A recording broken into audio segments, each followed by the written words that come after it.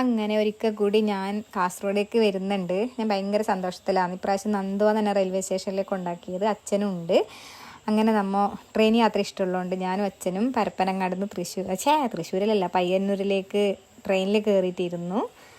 പിന്നെ പയ്യന്നൂരിൽ ഇറങ്ങിയപ്പാട് ഞാൻ അച്ഛൻ്റെ അടുത്ത് ചായ മേടിച്ചു തരാൻ പറഞ്ഞു. അച്ഛൻ ചായയും മേടിച്ചു തന്നു. അച്ഛനും ചായ കുടിച്ചു. അപ്പോൾ തന്നെ ഞാൻ പറഞ്ഞു എനിക്ക് പൈക്കുന്ന അച്ഛാ പറഞ്ഞു. അച്ഛൻ വേഗം റെസ്റ്റോറൻറ്റിലേക്ക് പോയിട്ട് ഒരു ബിരിയാണി വാങ്ങി തന്നു. ഞങ്ങൾ നല്ലോണം ബിരിയാണി തിന്നു. അത് കഴിഞ്ഞിട്ട് ഏട്ടൻ ഞങ്ങളെ കൂട്ടാൻ വരാറുണ്ട്. ഏട്ടനെ കുറേ കാത്തുന്നു. ഏട്ടനെ കാണാത്തതുകൊണ്ട് അവിടെ റിക്ഷാ സ്റ്റാൻഡിൽ ഇരുന്നിട്ട് റിക്ഷാക്കാരെയും യാത്രക്കാരെയും അങ്ങോട്ടും ഇങ്ങോട്ടും എണ്ണിക്കൊണ്ടുവന്നു. അങ്ങനെ ഏട്ടൻ വന്നു. ഇപ്പോൾ ഏട്ടൻ്റെ ഒപ്പരം പോകുന്നുണ്ട്. നേരെ കാഞ്ഞങ്ങാട് ശോഭിത ആ ഷോപ്പിൽ പോയിട്ട് കുറച്ച് ഡ്രസ്സ് എടുത്തു. ഏട്ടൻ ഞങ്ങൾക്ക് കുറച്ച് ഫാൻസി ഐറ്റംസ് വാങ്ങി തന്നു. വില കേട്ടപ്പോൾ ഞാൻ ഞെട്ടിപ്പോയി. അവിടെ നല്ല നല്ല കളക്ഷൻസ് ഉണ്ടായിരുന്നു.